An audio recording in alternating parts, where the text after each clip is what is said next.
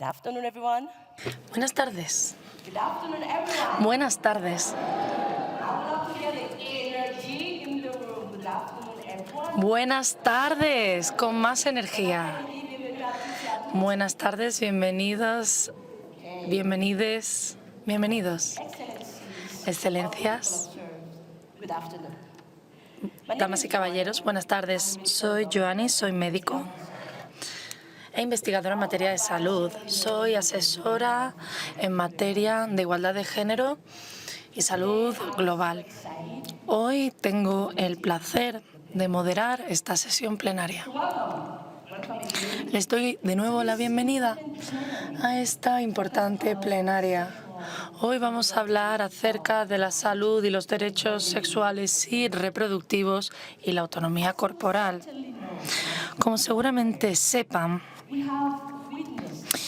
hemos presenciado grandes ataques contra la autonomía corporal y la salud y los derechos sexuales y reproductivos.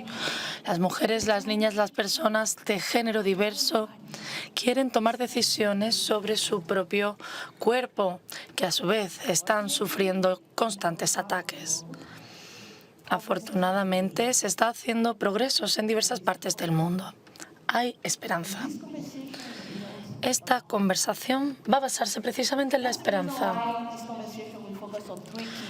Hoy nos vamos a centrar en tres pilares clave. En primer lugar, el SDSR integral para todos. En tercer lugar, autonomía corporal. En segundo lugar y en tercer lugar, aborto seguro.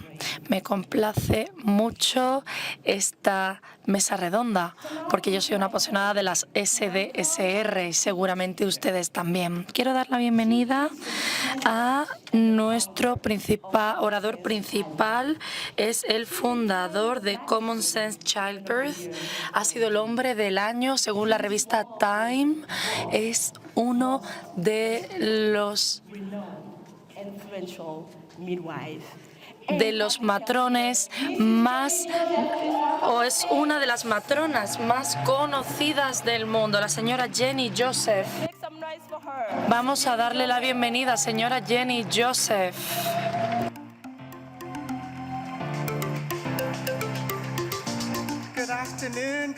Buenas tardes. Hola a todos. Gracias por estar hoy aquí. Tengo una pregunta. Cuando alguien ve la salud y los derechos sexuales y reproductivos, ¿qué aspecto tienen? ¿Cómo se sienten?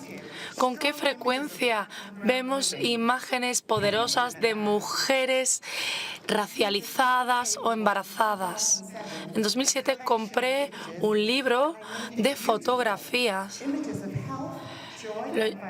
imágenes de felicidad y vitalidad en el embarazo. Y lo he vuelto a publicar este año, porque aunque las personas que aparecen en ese libro ya son personas adultas, no he visto otro volumen del mismo tipo mientras me he documentado.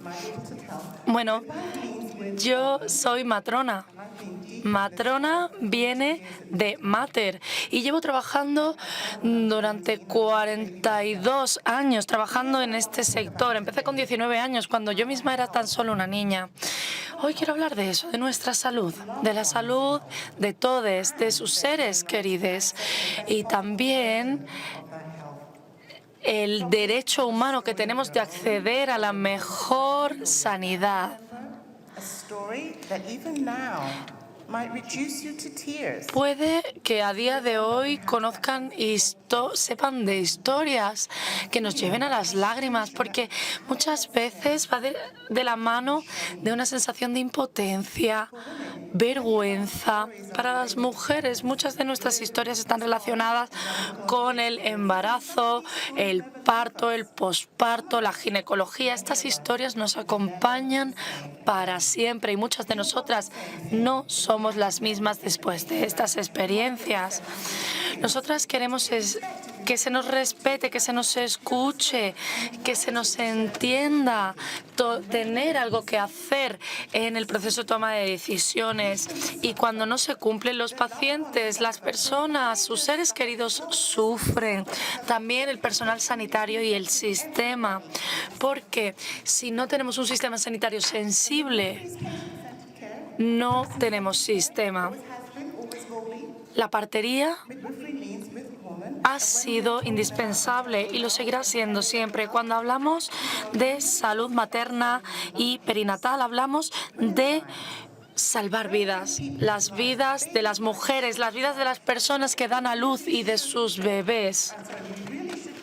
Deberíamos hablar del modelo de partería en el contexto del desarrollo, porque aquí la partería importa. Yo he trabajado en los Estados Unidos, llevo 34 años trabajando allí y me horroriza ver lo que está ocurriendo a simple vista.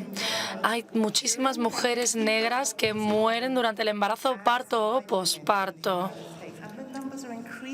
El mismo número de mujeres de blancas en Estados Unidos. Hay complicaciones que pueden causar la muerte y estos son unos incidentes en los que las mujeres se salvan por los pelos. Y si sufres este episodio pero no llegas a morir, ni siquiera se te cuentan las cifras. Ha habido 4 millones de mujeres que han tenido episodios próximos a la muerte según los registros en Estados Unidos. Pero ¿cuál es el número real? Puede que lleguen a millones. Yo he hablado de la toxicidad o la maternotoxicidad para hablar acerca de esa toxicidad que existe en torno a la madre o a su bebé. Y aquí no estoy hablando exclusivamente de zonas en las que hay pobreza, delincuencia, falta de recursos. Va mucho más allá de ahí. No podemos pensar que la ayuda o la asistencia obstétrica va a ir de la mano de la autonomía corporal o de la toma de decisiones voluntaria. Muchas veces es muy fácil seguir culpando a las mujeres. Tenemos que recordar que hasta que no podamos brindar autonomía corporal y elección sobre sus propios cuerpos a todas las mujeres, hasta que no tengamos un consentimiento informado real, con información fehaciente, hasta que no se pueda retirar el consentimiento informado, hasta que no podamos sentirnos seguras entrando en un centro de servicios sanitarios, lo que tenemos que hacer es escuchar a las mujeres. De lo contrario, no veremos la igualdad de derechos, la protección de las mujeres y de las familias. Además, vemos el nivel de estrés, agotamiento de nuestro personal sanitario, porque sufren del mismo sistema injusto, insostenible y opresor. Sufrimos como consecuencia de nuestra propia falta de autonomía, de poder y de la falta de moralidad de nuestro sistema. Esta es la toxicidad a la que nos estamos enfrentando. Los profesionales de la partería son la solución. Necesitamos concebir la obstetricia y la partería de manera realista. En un 97% la partería es ejercida por las mujeres. ¿Por qué las mujeres no están en los procesos de toma de decisiones? ¿Por qué no se las finanza? Porque es una cuestión de género. La iniciativa Empuja existe para coordinar todas las iniciativas de base que existen en el mundo para defender de manera colectiva y eficaz por una mayor financiación de la partería. Si usted es donante, por favor, financie y contrate a parteras y a matronas. Necesitamos tener matronas en las organizaciones de financiación de organizaciones de base es la manera de garantizar la autonomía corporal de las mujeres. Y si todas las personas tuvieran acceso al modelo de la partería, si tuvieran acceso a información fiable y se sintieran dignas, y si una persona o cualquier persona se sintiera tranquila y se sintiera como una reina, una princesa, una diosa cuando entra en una consulta. Creo que tenemos evidencias de sobra. Deberíamos estar enfadadas ante esta evidencia. Cuando hablamos de salud y derechos sexuales y reproductivos, tenemos que decir que esto es cuestión de vida o muerte. Tenemos que actuar porque nuestras vidas están en juego. Muchísimas gracias por su atención.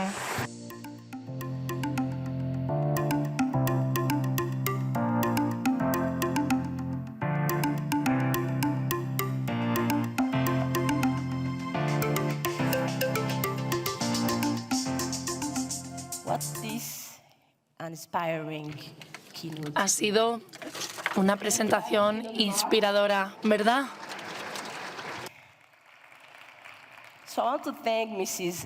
Quiero dar las gracias a Jenny Joseph por esta intervención tan poderosa. Ha hablado acerca de las brechas fundamentales que hay en la salud materno-infantil. También que hay una necesidad de actuar. Tenemos que actuar ahora, no mañana, hoy. Ella ha subrayado el papel que desempeñan las matronas a la hora de influir en los sistemas sanitarios a nivel local, nacional e internacional. También ha hecho un firme llamamiento a la acción. Tenemos que actuar hoy y no mañana. Bueno, esta ha sido una magnífica manera de sentar las bases para la próxima parte de esta plenaria. Como hemos dicho, vamos a hablar acerca de la salud y los derechos sexuales y reproductivos y la autonomía corporal. Mientras estamos reestructurando el podio, quiero recordar a los presentes que necesitamos espacios. Podemos explorar el espacio y los océanos, ¿verdad? Lo hemos hecho. Pero aún no sabemos cómo eliminar de manera completa las barreras que impiden la evaluación de los servicios de salud y derechos sexuales y reproductivos. No sabemos cómo elaborar estrategias ni colaborar de manera mancomunada para fomentar los derechos y el acceso de las niñas, mujeres y de todas las personas a unos servicios de salud integrales. En esta primera mesa redonda quiero dar la bienvenida a nuestro distinguido elenco de panelistas. Así que vamos a darles un aplauso.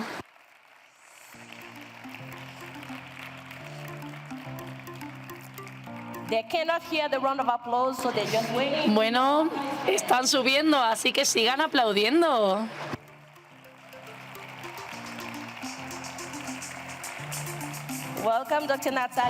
Bienvenida, doctora Natalia Canem, Anita Zaidi, Mechuretza, Natalia Cadem, Esther Oquet, Samuel Socube, Kevin Ali, Haris Sayan, Ana Cristina González Vélez.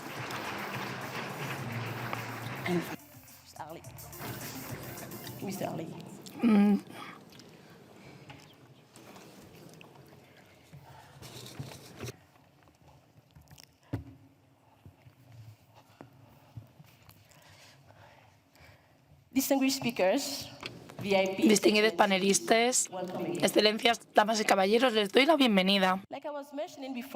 Como ya decía, este panel se va a centrar en salud y derechos sexuales, reproductivos y autonomía corporal. Antes de entrar, estaba subrayando el hecho de que, como sociedad, tenemos la capacidad de explorar el espacio exterior, de llegar a la Luna, de profundizarnos en los océanos, pero como sociedad no sabemos cómo elaborar estrategias y levantar los obstáculos para que las mujeres y todas las personas accedan a su salud y sus derechos sexuales y reproductivos. Voy a presentar a nuestro distinguido elenco, la doctora Natalia Kalem, que es la directora ejecutiva de la UNFPA, el Fondo Nacional, el Fondo de Población de las Naciones Unidas. También tenemos a la doctora Anita Zaidi, presidenta de la División de Igualdad de Género en la Fundación Bill y Melinda Gates. Honorable Dr. Ms. Allen, Miss Aretse Allen, directora en el Ministerio Federal de Salud de Etiopía, la señora Catalina de Bandas Aguilar, abogada de Derechos Humanos, primera relatora especial de las Naciones Unidas sobre los derechos de las personas con discapacidad. Dr. Samuel Keliso Dube, Doctora Samukeliso Dube, directora ejecutiva de Family Planning 2030, la plataforma de defensa de la planificación familiar en todo el mundo. Señora Esther Okech, directora ejecutiva y coordinadora de programas de KEFEADO, la organización asesora sobre los derechos de la mujer en Kenia. Y el señor Kevin Ali, nuestro adalid de las mujeres. Él es director ejecutivo y miembro de la junta directiva de Organon, una empresa líder en salud reproductiva femenina. Muchísimas gracias por estar aquí. Bueno, vamos a empezar esta mesa redonda haciendo algunas preguntas clave. ¿Cómo reconozcamos que hay algunas barreras fundamentales a las que hacen frente las mujeres, las niñas y el resto de personas a la hora de acceder a servicios de salud sexuales y reproductivos integrales? Doctora Kanem, ¿cuáles son algunos de estos obstáculos y cómo podemos cambiar la situación? Bueno, muchísimas gracias. Quiero dar las gracias a Jenny por lo que ha mencionado acerca de las matronas. Las matronas salvan vidas. Estoy aquí en Women Deliver con ustedes. Para mí y para la UNFPA es una gran labor para seguir perdurando la labor de nuestras madres, abuelas y madrinas. Cuando pienso en las prioridades de cara a futuro, estoy totalmente de acuerdo con usted. Necesitamos innovación, esa innovación que ha sido necesaria para llegar a las estrellas, deberíamos estar aplicándolo sobre el terreno. El hashtag Body Rights Campaign, campaña por los derechos corporales, precisamente refleja qué es lo que queremos. Queremos que la tecnología esté en manos de las mujeres. Queremos que se diseñen productos que conciban cuál va a ser desde el momento de su diseño, el uso que las mujeres van a hacer de ellos. Es verdad que hay una violencia contra la mujer mediada por la tecnología que puede ocasionar grandes repercusiones tanto para las mujeres como en redes sociales.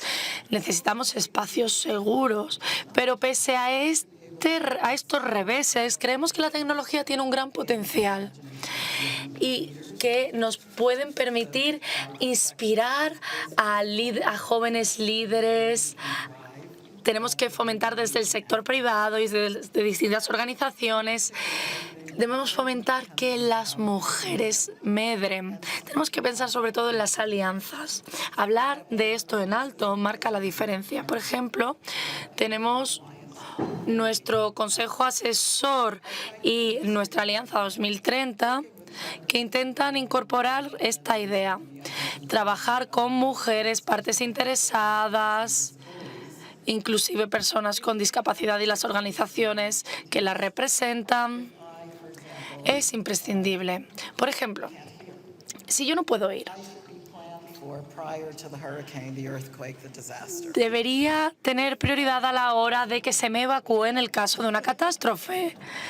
Si soy una mujer que es lo que soy, el lugar de trabajo debería adecuarse a mi menstruación, igual que las escuelas para las niñas. Estos espacios deberían adaptarse a nuestras necesidades. No podemos permitir que la tecnología silencie lo que estamos haciendo. Debemos reclamar nuestros derechos naturales y nuestros derechos corporales. Las redes sociales y la tecnología nos permiten hablar del patriarcado, del sesgo de género, de la desigualdad. El agresor es el más visible, es quien nos bombardea en redes sociales. Nosotras somos la fuerza que combate eso. La autonomía corporal permite a las personas ejercitar sus derechos humanos. Sí, bueno, un aplauso porque me parece que lo ha resumido de manera magnífica.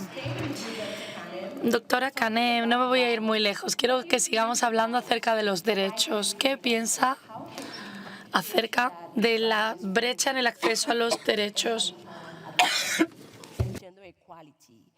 ¿Cómo podemos hacer que lleguemos a esos objetivos que nos hemos fijado?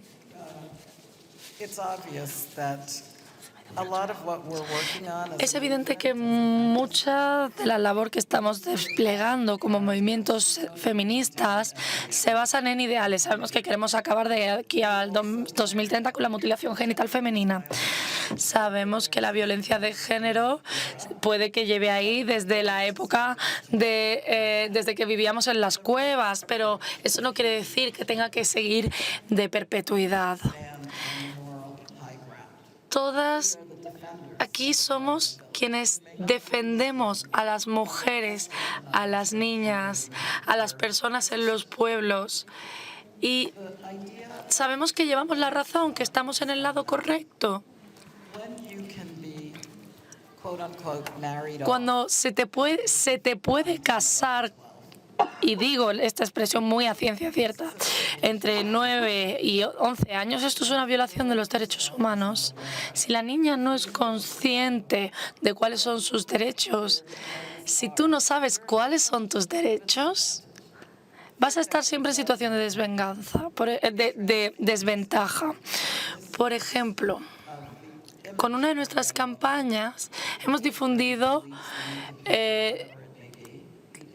vemos los casos en los que un novio despechado difunde en redes sociales las fotos privadas de una mujer y a esa mujer se la marca para el resto de su vida.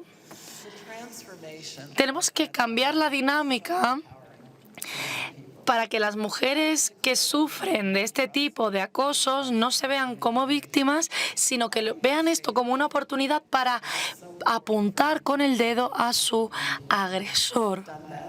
Women Deliver sin duda ha estado trabajando en esta línea, ha celebrado y organizado numerosas reuniones en la materia y vamos por el buen camino. Sin embargo, a mí me gustaría ver espacios que clamen a los cielos la necesidad de salud y derechos sexuales y reproductivos, que los activistas que se dedican a esto se sientan orgullosos con lo que hacen. Creo que la amplia mayoría de las personas sensatas creen en los derechos de las mujeres. Por eso tenemos que aprovechar las plataformas de defensa de los derechos humanos en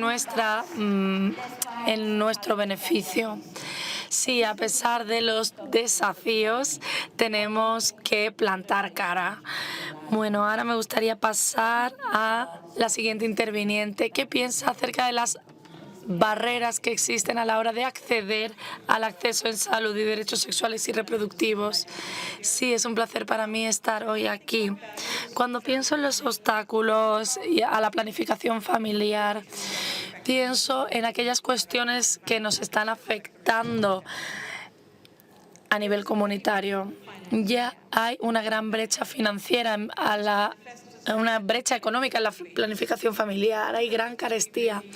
Una de las cosas que hemos identificado es los productos disponibles para las mujeres de higiene, porque vemos una brecha financiera. Es verdad que está habiendo tendencias positivas. Y también está habiendo tendencias negativas. Hemos tenido la COVID-19 que ha dado marcha atrás y ha supuesto una gran presión sobre los sistemas sanitarios. Las niñas y las mujeres quieren acceder a productos de planificación familiar.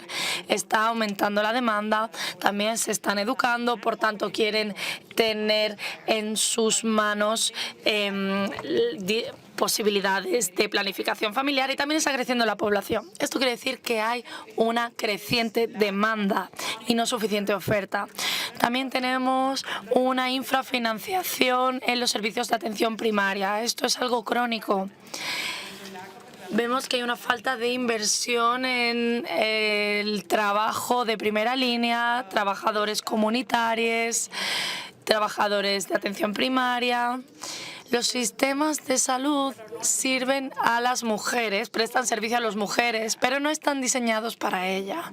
¿Esto qué quiere decir?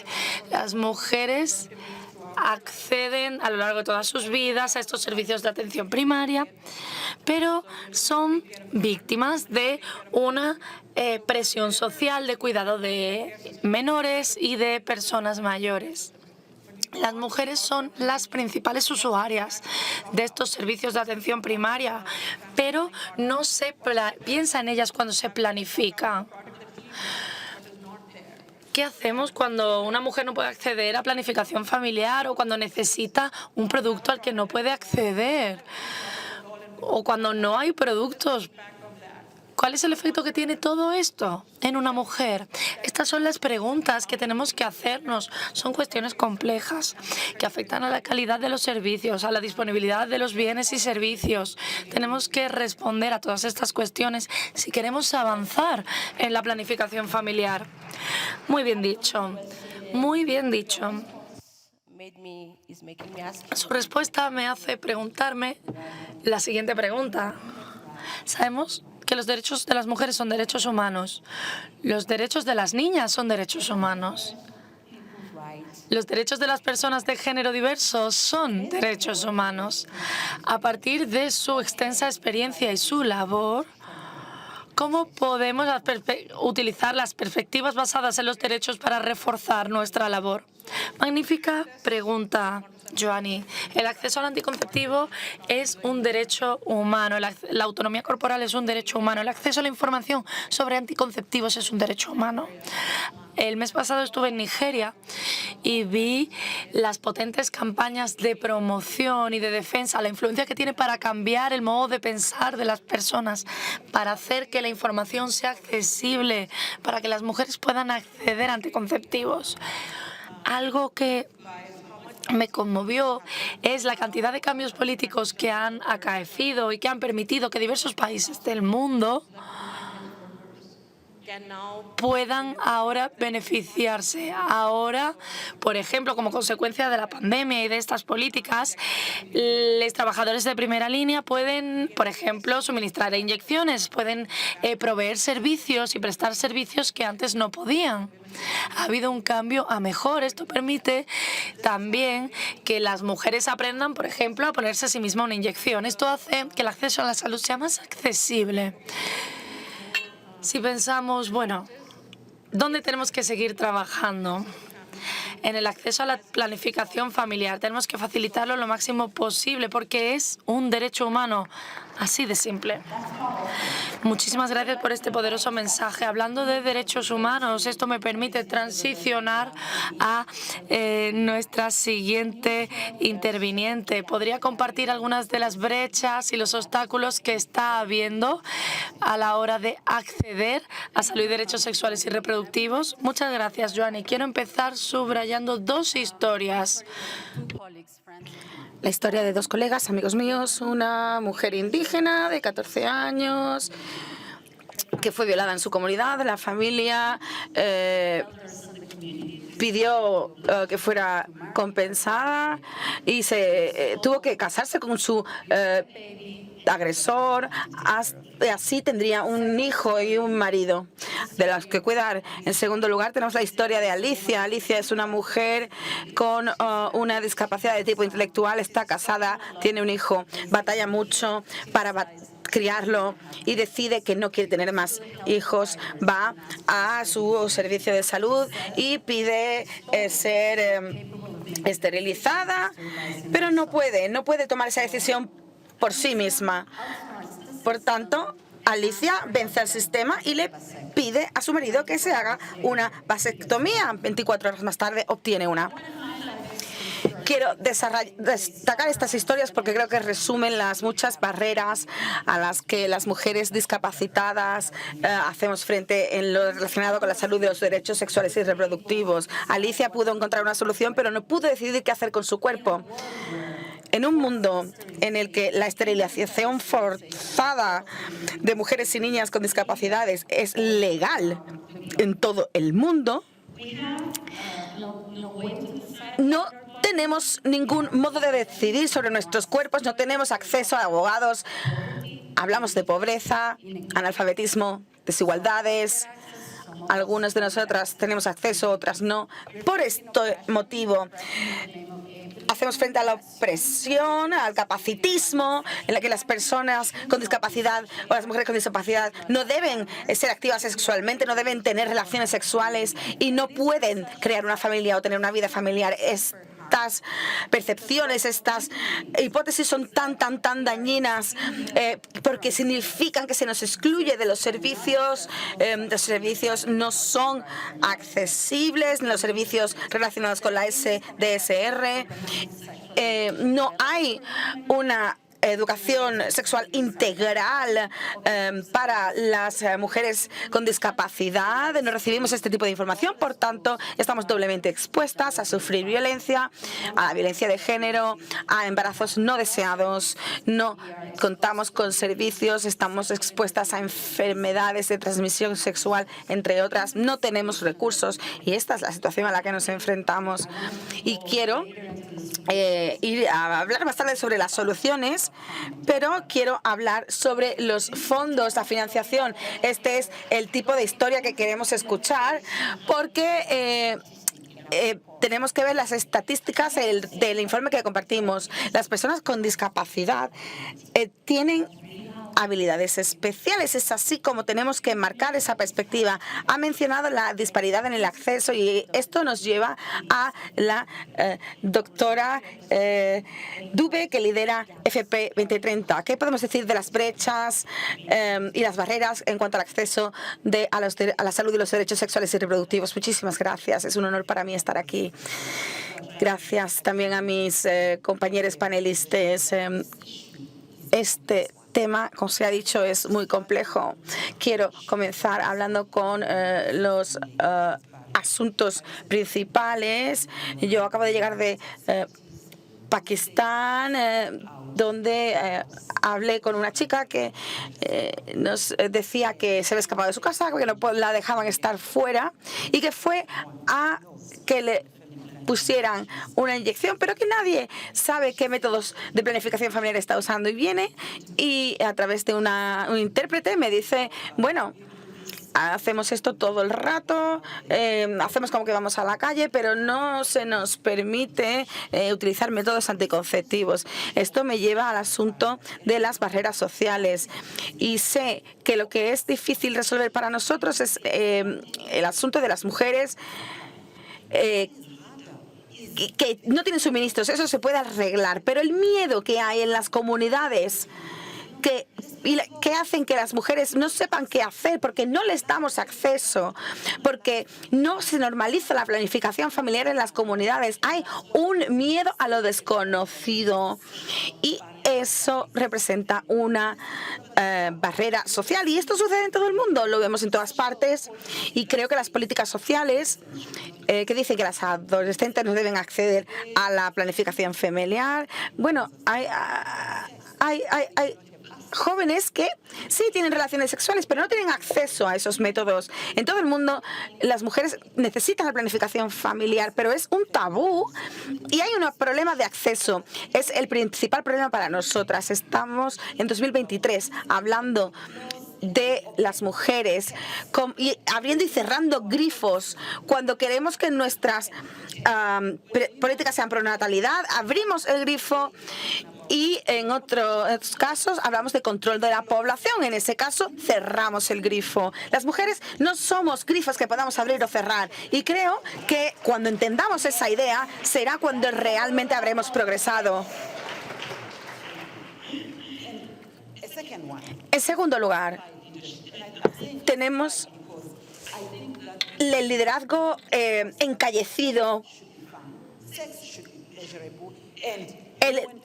Las relaciones sexuales existen y deben y nos dan placer, pero ¿por qué no hacemos que sean seguras? ¿Por qué no implementamos políticas en este sentido? Queremos el progreso y estamos intentando pensar cómo diseñar centros que realmente permitan que las mujeres puedan acceder a los métodos anticonceptivos.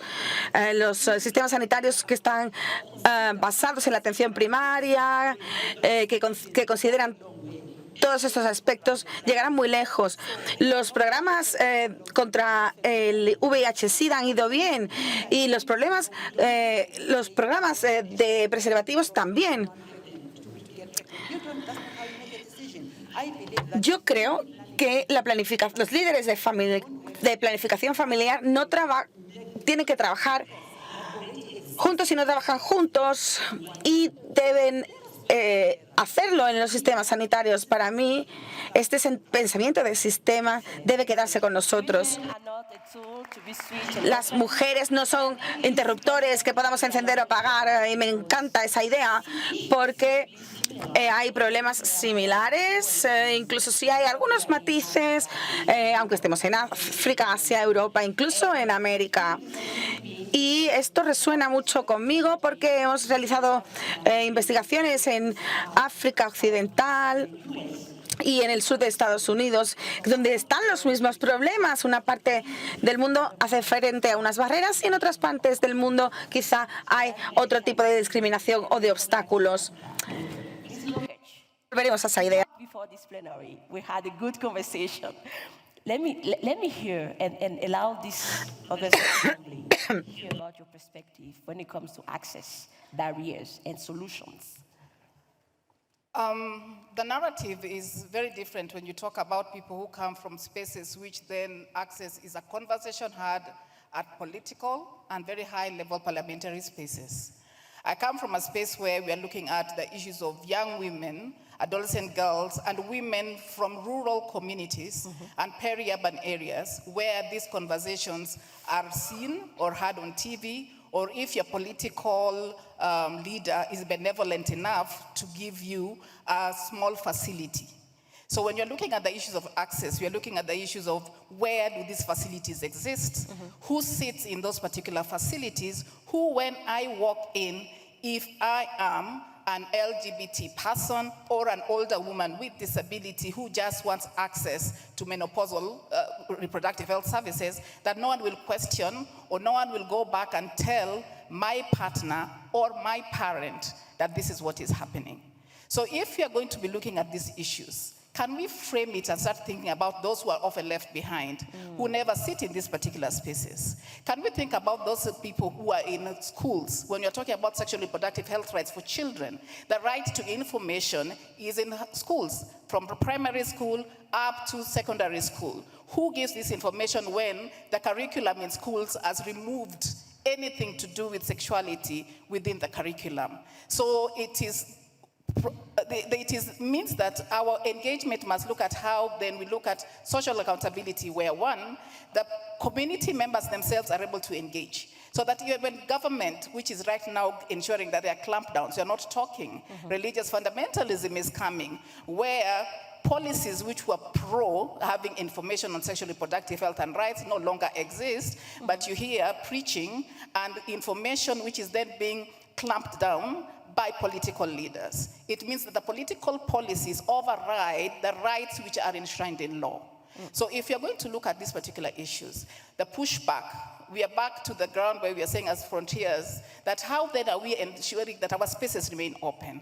How sure are we that then our social accountability tools within the spaces where we exist are open enough to have intersectional and intergenerational engagements for people from the different spaces and identities? And that you're not fearing that when you speak, the next time you'll be taken away and even imprisoned because there are new laws coming up which then make people fear to speak. And only that when you speak maybe at this conference, then you're safe. Immediately you leave this conference, you might be in jail. So if you're going to have those issues of social accountability, can we look at the legal frameworks? Can we look at the social frameworks where I can sit and speak about it? And then for me, I want to reclaim our own African feminist spaces where we had community spaces where we could speak, where my grandmother in her Siwinde in Sakwa, Bondo, would be able to sit with me and tell me about my body without shame. That is what we are looking at. And where boys would sit in their duels and have men speaking. So then when you're talking about male engagement, it is not a theoretical framework, but a framework in which it existed in our own cultural spaces. And our feminist power and voices can be heard by listening to our stories and speaking about our bodies without shame and speaking with it in a way in which it is free at different levels and not having laws then being put to give me a voice. It is already there. That's powerful. Let's push the pushback and let's remove shame from the conversation. That's your strong call of action. And of course, through a strong feminist lens. I know we now want to talk about some of those barriers. We have identified them. We identified the gaps. We have identified some solutions. But we need resources to make this change happen. And Dr. Saidi mentioned briefly some of the financial gaps that are currently existing. And it's a good transition for me to build on to come to Dr. Zelalem. So as a member of parliament, but also technical expert in public health, can you share with us some innovative financing mechanism that exist or that can be existing to share and ensure access to SRHR for all?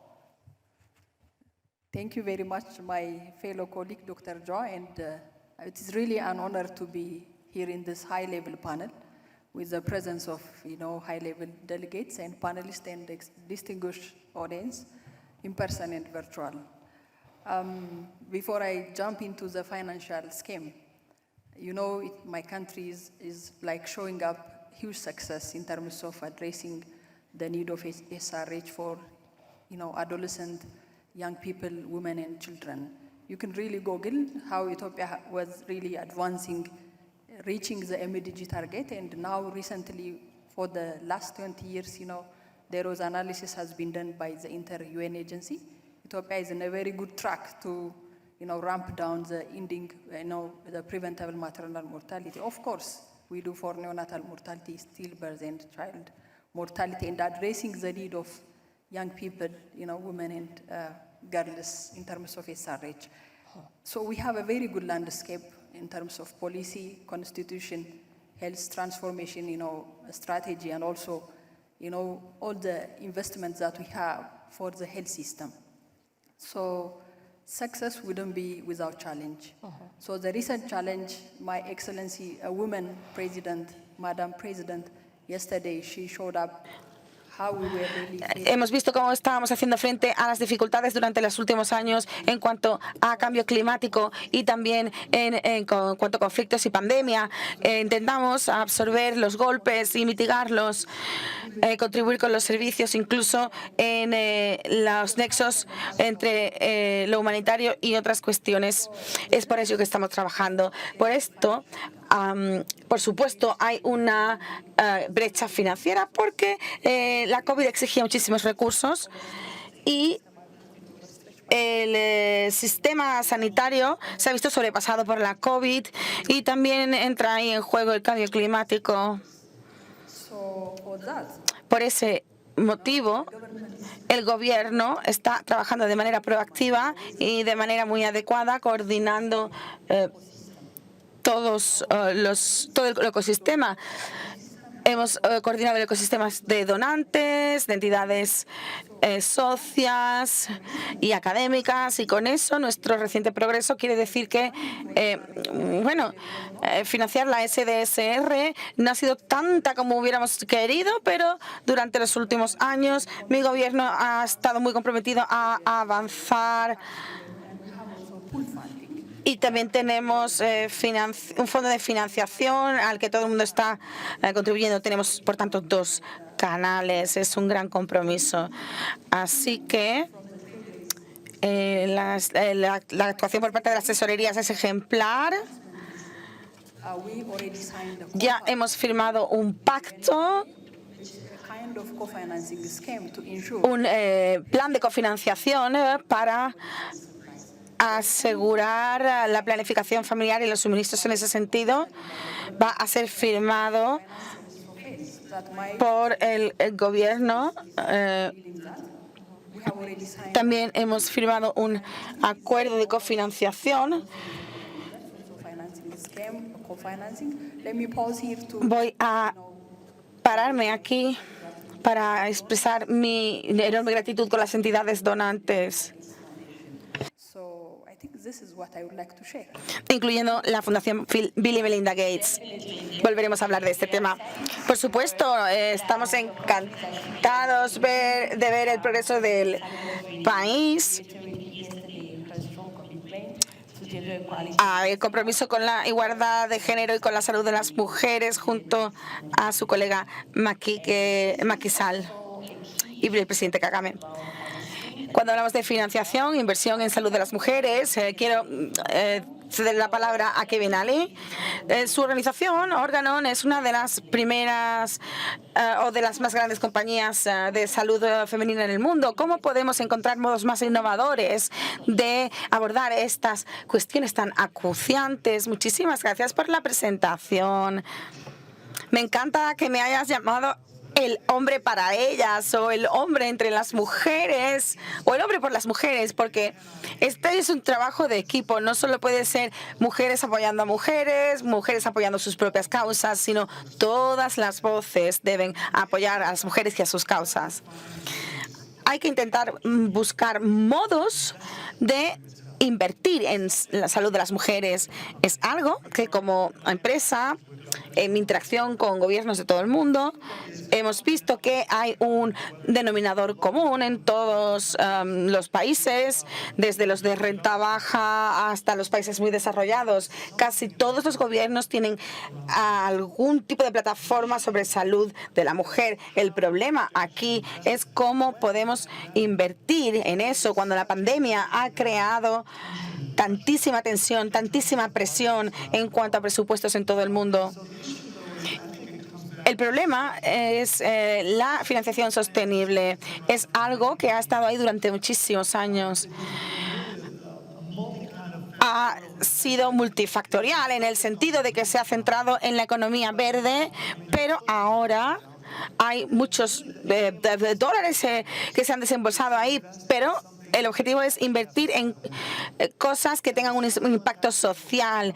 Y el impacto social en la salud de la mujer es claro. Vamos a ver un par de temas de los que hablamos en torno a la SDSR. El embarazo no deseado está en un 50%. Eso quiere decir que el 50% de los embarazos no son deseados. Esto puede llevar a una joven mujer a alejarla de su carrera académica, educativa, porque ahora tendrá que cuidar a su familia y no podrá seguir con sus estudios. Porque hay un 50%. ¿Qué tenemos que hacer para bajar ese porcentaje de tal forma que más mujeres y niñas puedan materializar sus carreras personales, profesionales, etcétera? Necesitamos financiación y por eso necesitamos financiación sostenible.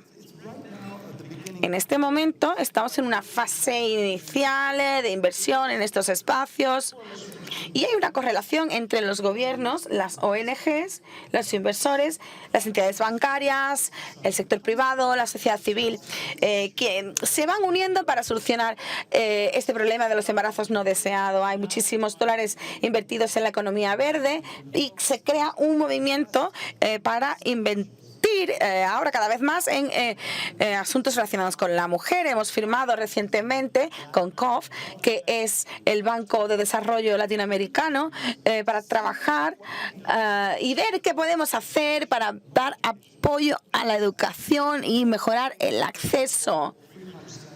Utilizar anticonceptivos de forma gratuita, proporcionarlos para reducir la carga del embarazo no deseado. Una mujer sana es una sociedad sana, es una economía sana. Tenemos que verlo desde un punto de vista financiero, desde una perspectiva financiera.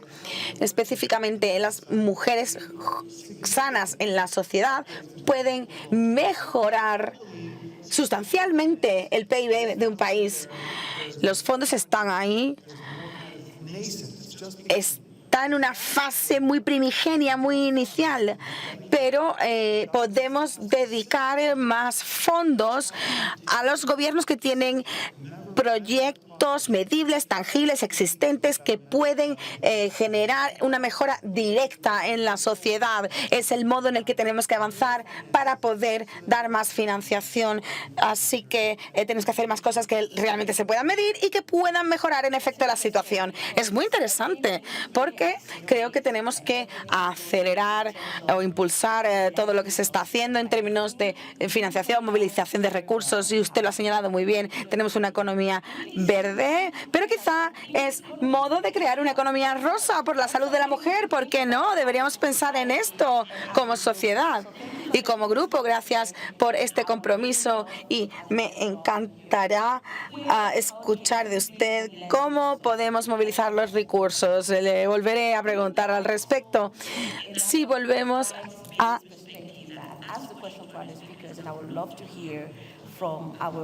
nuestros distinguidos panelistas, ¿cómo podemos hacer un marco basado en los derechos para reforzar la igualdad de género y la defensa de la SDSR? Y sé que se ha contestado ya generalmente a esa pregunta, pero nos pueden ser más específicos. Muchísimas gracias.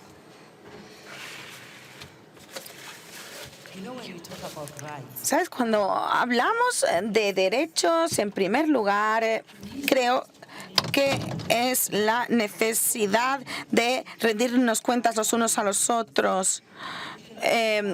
Es acuciante, no podemos dividirnos, tenemos que proteger el poder o queremos preservar nuestras posiciones, pero como estamos en esta situación en cuestión de derechos en todo el mundo, tenemos que ser firmes y no retractarnos. Especialmente en lo que se relaciona con los derechos. Se nos ha borrado durante años, y esto ha pasado con los derechos del colectivo LGTBQ. Es decir, sus problemas no van a llegar hasta mi territorio, pero cuando hablamos de mujer, sí, bueno, sí, se tienen que organizar bien. Si no, me repercute a mí, pero bueno, van a ir a por el trabajo que estáis haciendo y se les está empujando en una presión. Cuando nos vemos encarcelados, solo nos queda rebelarnos. La revolución que queremos ver en la salud de la mujer no va a darse cuando se nos aniquile y ya no podamos reclamar ni ejercer nuestros derechos. Pero lo vemos en Uganda, en Malawi, en Ghana, en todo el mundo, incluso en Estados Unidos. Vemos estos problemas con los derechos. Pero si hay derechos y libertad de expresión y autonomía corporal, podremos ver cómo las economías realmente evolucionan. Sin embargo, quería hacer un último apunte. No hay derechos sin acceso. No podemos hablar de derechos si no hay acceso. Tenemos que cumplir con esta exigencia. En algunos lugares la demanda está ahogada, pero tenemos que dar acceso a los servicios de calidad, a dar voz a las mujeres. Y esto desembocará en una mejor salud de la mujer, menos mortalidad, aumento del PIB, porque no queremos que las mujeres necesitamos un enfoque basado en los derechos en todas partes, para todas las personas.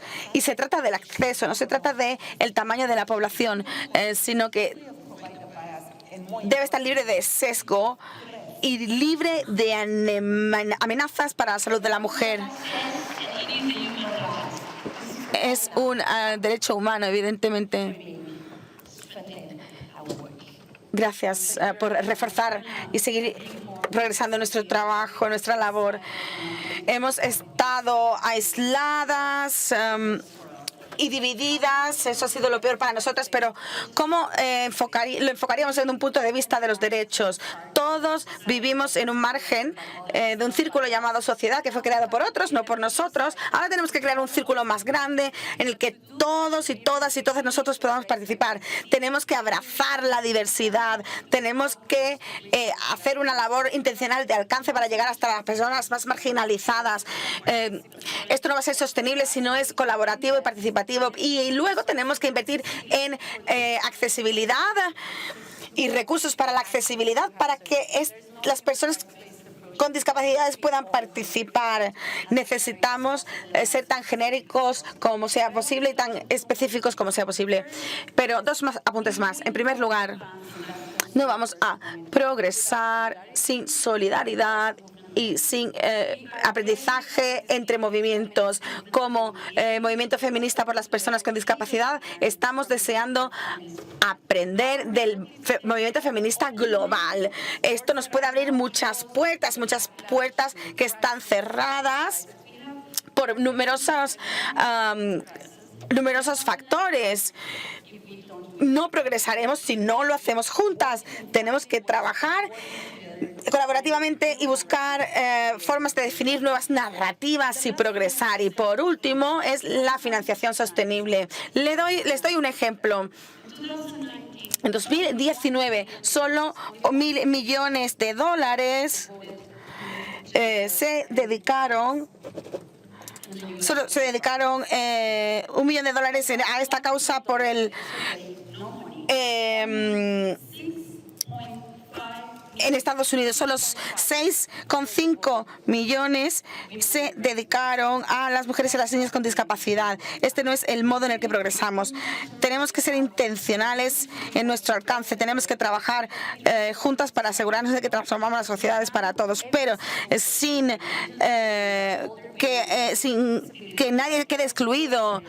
Mujeres indígenas, personas con discapacidad, etcétera. Todo el mundo tiene que estar incluido para que podamos avanzar. Y necesitamos cambios intencionales en la financiación, la solidaridad, la intencionalidad e inversiones inteligentes.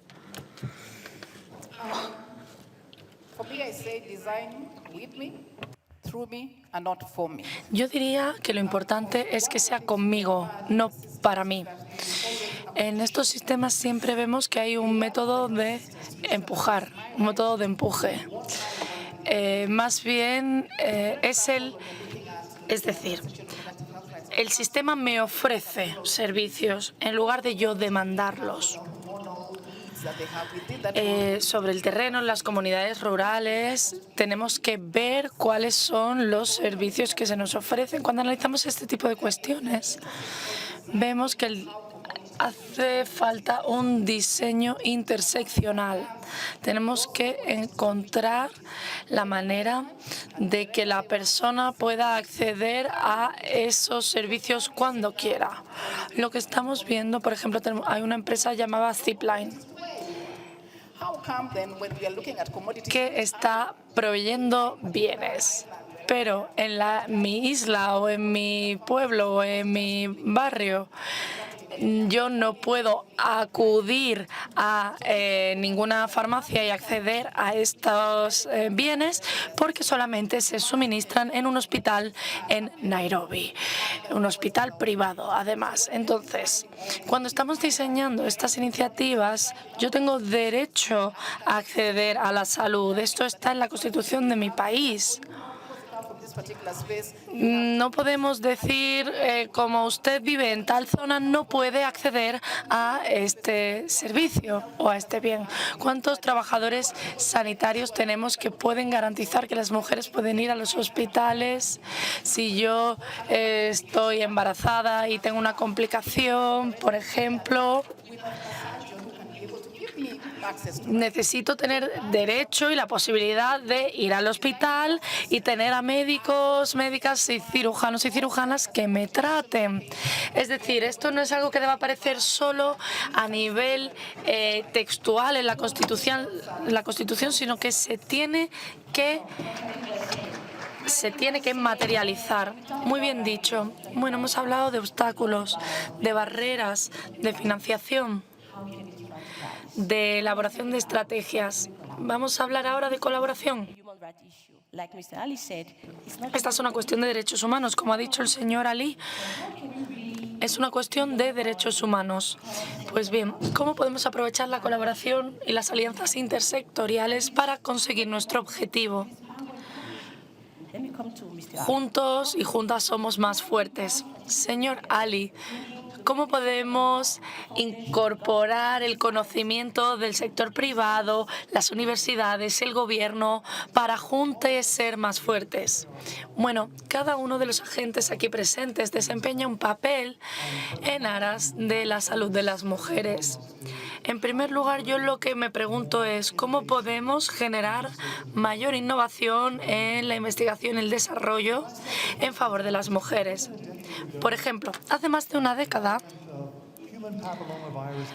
la vacuna del virus del papiloma humano se diseñó, se elaboró esta vacuna. Esto ha hecho que el cáncer de útero se reduzca y deja de ser del 4 a un número mucho menor en el ranking de cáncer más prevalente entre las mujeres.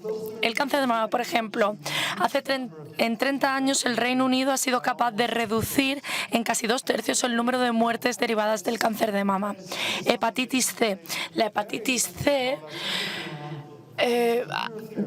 solía conllevar un gran dispendio. Era un año de tratamiento muy caro y la tasa de supervivencia solamente era del 50%. Ahora la tasa de supervivencia se ha aumentado al 80-90%. Todo esto ha sido gracias al desarrollo. ¿Qué podemos hacer ahora con los embarazos precoces o con el parto, o más bien con el parto precoz, con la endometriosis y el resto de enfermedades que afectan a las mujeres? Esa es la razón de ser de órgano. Nos dimos cuenta de que solo el 4% de nuestro gasto en I+D, tanto el año pasado como en los años anteriores, se destinaba a las mujeres y enfermedades asociadas a ellas. Entonces nosotros nos dijimos, tenemos que fundar una empresa que se dedique a la innovación y a la investigación centrada en las mujeres. La investigación por sí misma no vale. Necesitamos toda una comunidad, necesitamos que se escuchen todas las voces y centrarnos también en lo positivo. Hemos hablado del hecho de que estas cuestiones llevan existiendo siglos en cierta medida. Todos estos problemas para la salud de la mujer.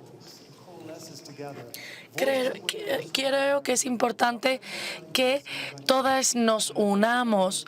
Cuando hablo con los gobiernos, todos los gobiernos tienen algún tipo de iniciativa dedicada a las mujeres. Tenemos financiación, aún necesitamos más, pero lo importante es la investigación, el desarrollo, el I+D. Esto nos permitirá culminar con una amplia panoplia de proyectos que están en vigor. Yo me enorgullezco muchísimo de las alianzas de Organon. Tenemos una alianza con la doctora Saidi, con la Fundación Bill y Melinda Gates, también con la doctora Cannon, con la UNFPA, también con la doctora Dube en FP 2030. Tenemos alianzas con muchas de las personas sentadas en la mesa y sus organizaciones para así mejorar nuestra investigación y nuestro nuestro desarrollo. La innovación en sí misma no basta. Tenemos que abrir la puerta, permitir el acceso a esa innovación y también informar. Hace más de una década que existe la vacuna del HPV, del virus del papiloma humano, pero solo ahora se está generalizando su suministro. Yo creo, deseo y sueño un futuro en el que no tengamos una tasa de embarazo no deseado del 50% o de embarazo imprevisto. Yo sueño con un futuro en el que las mujeres no tengan que sufrir la endometriosis, que afecta a un 10% de las mujeres. No tenemos, por ejemplo, tratamientos para la preeclampsia.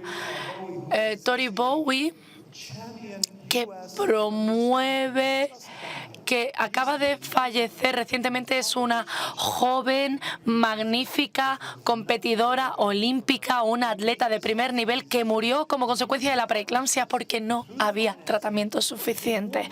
Necesitamos financiación y también necesitamos más compañeros. No podemos trabajar solos, necesitamos más empresas como Organon para conseguir ese sueño que compartimos todos. Muchísimas gracias. Voy a dar la palabra a la doctora Saidi. Bueno, quiero volver a lo que acaban de decir mis compañeras. Estoy de acuerdo con todo el mundo. Las alianzas, la investigación, el desarrollo, todo ello es fundamental. Pero creo que es necesario otro tipo de alianzas que van más allá de las empresas y la investigación y el desarrollo. Es importante contar con las alianzas como el Acuerdo de Magadubu, alianzas que contraen los estados para defender los derechos de las mujeres. Otras alianzas, por ejemplo, es la Alianza FP 2030. Quizás podríamos hablar de esto un poco. Hay otras alianzas, las alianzas de financiación, es decir, que entidades de financiación se congreguen, se unan para hablar de estas cuestiones y hacer que el todo sea más grande que la suma de las partes. Tenemos, por ejemplo, el Fondo de Inversión para la Infancia, que es un conjunto de organizaciones que han permitido que las vacunas subcutáneas estén disponibles para un mayor número de mujeres. Está también intentando financiar el acceso a medicamentos de primera necesidad para las mujeres. Entonces necesitamos todo este amplio abanico de alianzas para conseguir nuestro objetivo. Sí, necesitamos tener alianzas estratégicas, financieras, políticas. Todo esto debe unirse de manera orgánica, como las piezas de un puzzle. Tenemos el Pacto de Ouagadougou, que está haciendo una encomiable labor. Doctora Kanem, vuelvo a usted. Bueno, nuestra compañera tiene que irse porque tiene una cita importante y le agradecemos su participación. Doctora Kanem, usted es experta técnica, las alianzas, las coaliciones, la coordinación. ¿Qué opina de todo esto? Pues bien, ese es el motivo por el que estoy aquí. Esto muestra la importancia de este tipo de eventos. La colaboración es importante. Esto no habría sido posible sin alianzas. Este evento no habría tenido lugar. Volviendo a la cuestión de los gobiernos, creo que estamos intentando fomentar el liderazgo gubernamental. Las mujeres tienen que estar en una posición para tomar decisiones. Tenemos que garantizar que los gobiernos están liderando el proceso y también yendo a la vanguardia, abriendo paso. Necesitamos un buen ecosistema que incluya organizaciones públicas, privadas, financiadores. También tenemos una buena alianza con el sistema de las Naciones Unidas, concretamente con la UNFPA, con el Fondo de Población de las Naciones Unidas. Etiopía fue uno de los primeros países que firmó el compromiso de alto nivel FP, o PF más bien, Planificación Familiar 2030. También la Oficina Regional de Sudáfrica y muchos otros países se han adherido a esta iniciativa. Necesitamos contar con investigación, con investigadores, entidades académicas, etc. Yo diría que seguiremos garantizando que nuestras estrategias y políticas se apliquen de manera universal, que beneficie a nuestra población y sobre todo a las mujeres, a las adolescentes y a las niñas. Seguiremos coordinando y colaborando. Tenemos que garantizar que los servicios se ponen en marcha. Muchas veces, incluso en los contextos humanitarios o del desarrollo, tenemos que garantizar paz, el vínculo entre la paz, lo humanitario y el desarrollo para garantizar la adecuada prestación de estos servicios. Esto va más allá de la salud. Es una condición sine qua non para la prosperidad de mi país. Para eso estamos aquí. Tenemos que intentar garantizar que estos derechos se protegen y se ejecutan sobre el terreno. Bueno, qué manera tan bonita de cerrar esta mesa redonda. Hemos hablado acerca de colaboración técnica, estratégica, financiera, acerca de la involucración con la comunidad, de garantizar también la investigación y el desarrollo. Hemos hablado de derechos. También nos hemos comprometido en esta mesa redonda y con nuestra audiencia a que la próxima vez que nos reunamos contemos con los mecanismos suficientes para poner fin a los desafíos que sufren las mujeres, las niñas y el resto de personas a la hora de acceder a la salud y los derechos sexuales y reproductivos. Muchísimas gracias. Soy Joanny Bewa. Muchísimas gracias por su atención. My pleasure. Ha sido un placer. Encantada. Thank you so much. Muchísimas gracias, distinguidos panelistas. Es para nosotros un placer, pero todavía no hemos terminado. Es el final de la mesa redonda, pero no de la plenaria. Tenemos un gran anuncio que vamos a dar después de esta sesión plenaria. Espero que estén tan emocionados como yo. While the team is helping for the stage, Bueno, mientras nuestro equipo reestructura el podio, me gustaría tomar la temperatura de la sala. ¿Cómo estamos? ¿Cómo estamos? ¿Con energía? Vamos a levantar, vamos a hacer una ola desde izquierda hasta la derecha. Empezamos por aquí, vamos por aquí, por aquí. Seguidme, seguidme, seguidme. Por ahí arriba también. Perfecto. Muy bien. so as you know, Canada is a champion for Como ya saben, Canadá es un país referente en autonomía corporal y SDSR.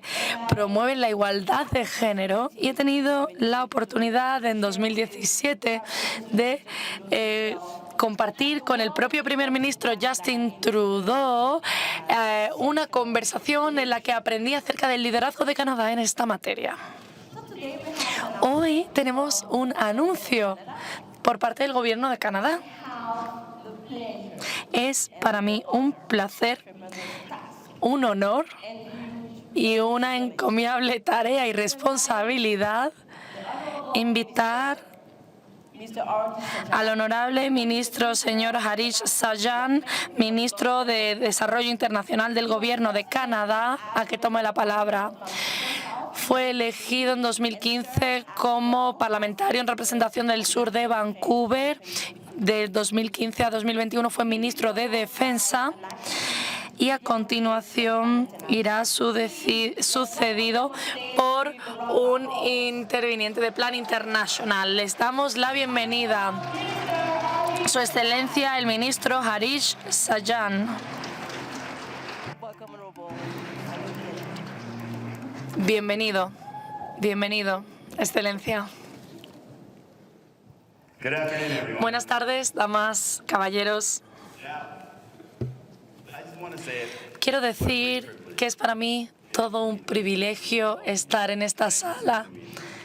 You're absolutely inspiring. Son personas inspiradoras. Estoy aprendiendo muchísimo a lo largo de este evento. Yo, como adalid de la igualdad de género,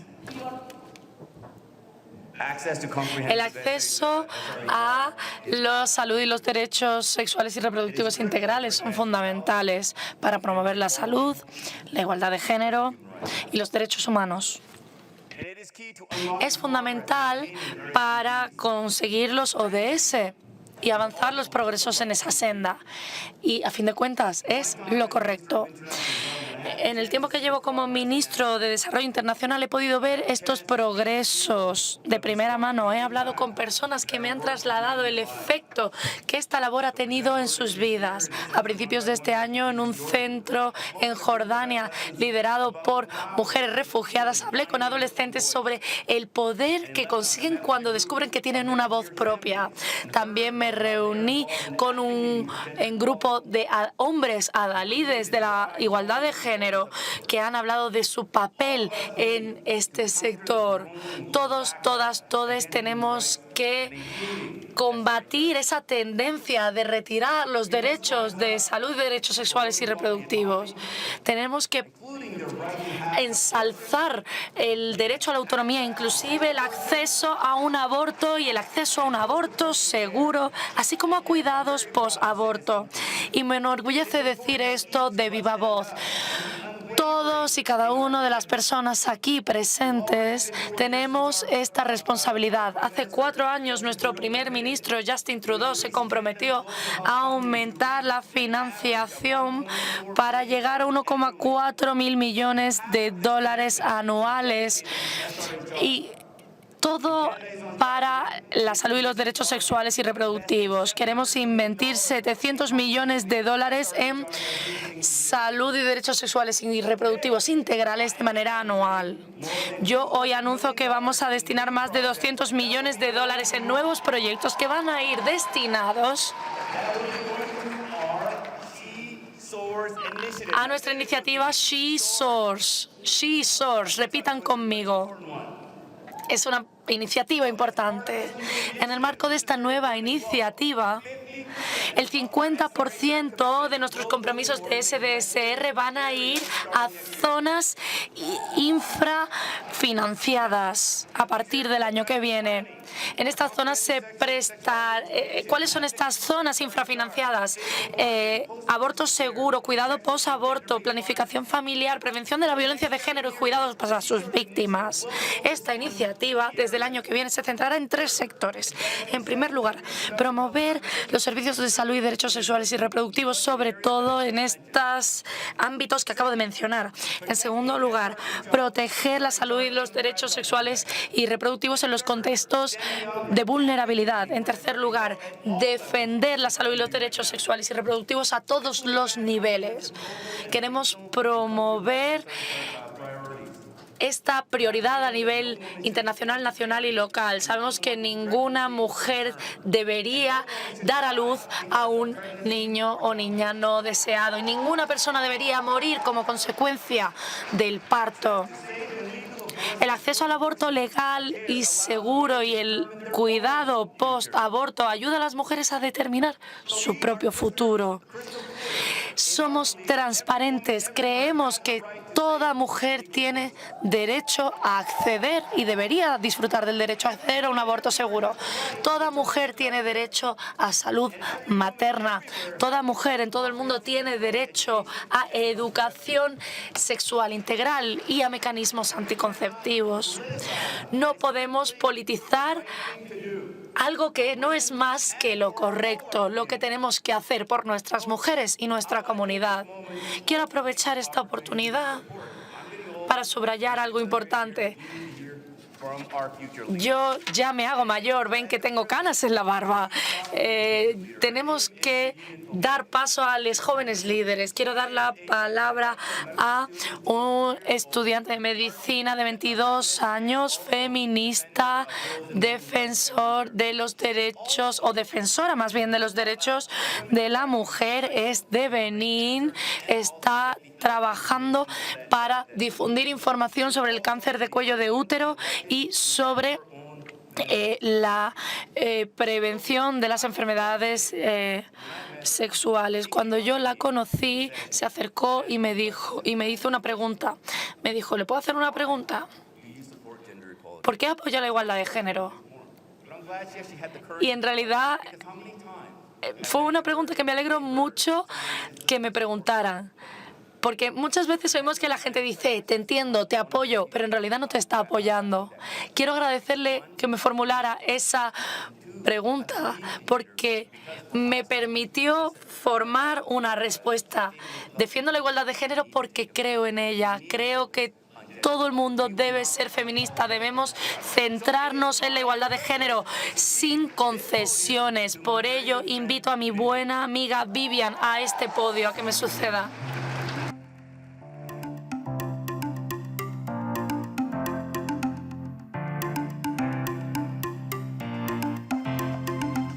That was very powerful, Minister.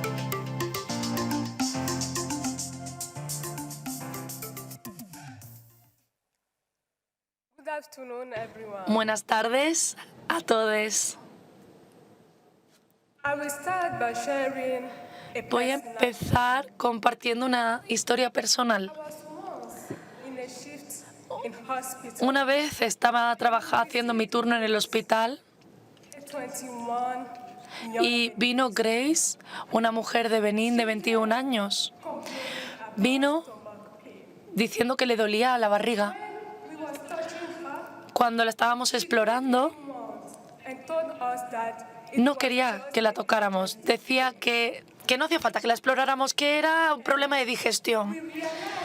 Entonces nos dimos cuenta de que coming more and more low. cada vez estaba bajándole la tensión sanguínea y vemos que estaba sangrando de alguna parte. La llevé a un lado y le pregunté, ¿ha intentado abortar de manera insegura? Y me dijo, sí. Y salimos corriendo para poder suministrarle sangre, para poder hacerle una transfusión y gracias a ello pudimos salvarle la vida, una vida que habría perdido como consecuencia de ese aborto inseguro. La historia de Grace es la misma historia de 25 millones de mujeres en todo el mundo. Mujeres que se someten a abortos inseguros que pueden derivar en la muerte o en una discapacidad. Ninguna mujer debería morir por una decisión que ha tomado de manera autónoma sobre su cuerpo. El aborto seguro es salud. El aborto seguro es un derecho y el aborto seguro es un derecho humano. And that is why we've been Por ese motivo hemos estado defendiendo el aborto seguro. Hemos trabajado con Plan International y con otras entidades socias como el Ministerio de Asuntos Exteriores de Canadá que nos está ayudando en nuestro empeño. Muchísimas gracias.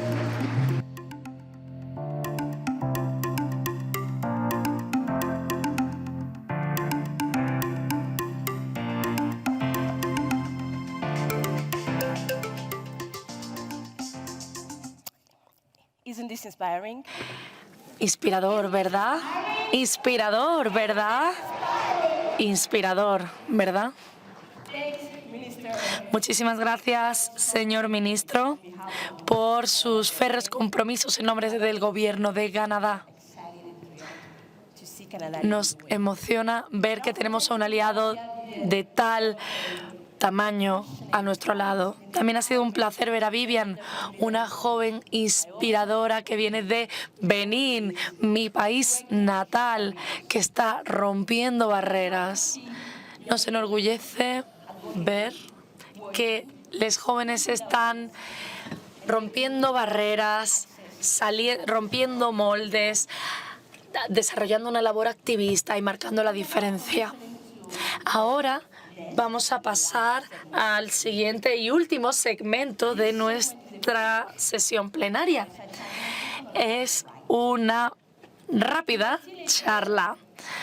Cuando yo era adolescente, tuve una mejor amiga que se sometió a un aborto. Tenía unos 15 años. Pero ella no cumplía, digamos, los requisitos habituales. Tenía educación, tenía estudios, estaba alfabetizada, venía de una buena familia y aún así se sometió a un aborto inseguro. Este es un tema que siempre me ha tocado, no solo por esta historia personal, por el vínculo con mi amiga, sino también por lo que veo en consulta, en mi experiencia profesional. Ahora quiero invitar a nuestros distinguidos ponentes que van a compartir la última mesa redonda junto al fuego conmigo. Vamos a dar un cálido aplauso a nuestros panelistas o a nuestras panelistas. Doctora Angela Cole, señora Ana Cristina González Vélez, doctora González Vélez y señora Nancy Northup, señora Reyusha Chalice. Bienvenidas a todas. ¿Cómo estáis? ¿Qué tal? ¿Habéis sentido la energía de la sala? Vibrante, ¿verdad?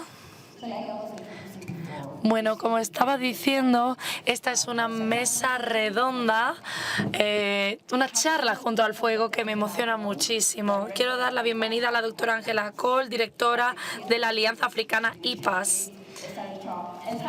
Es experta en planificación familiar, salud y derechos sexuales y reproductivos y aborto. También tenemos a la doctora Ana Cristina González Vélez, fundadora de Causa Justa, investigadora, defensora de la salud y los derechos sexuales y reproductivos de Colombia.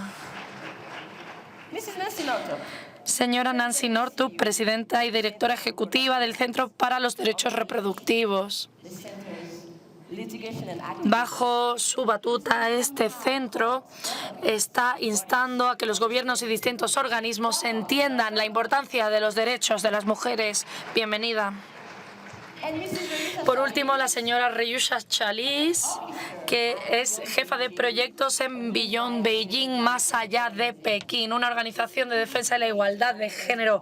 Es una apasionada de la igualdad de género, de la salud de la mujer y trae una interesante perspectiva sobre el acceso a la salud y los derechos sexuales y reproductivos, inclusive el aborto seguro. Bienvenidas a todas.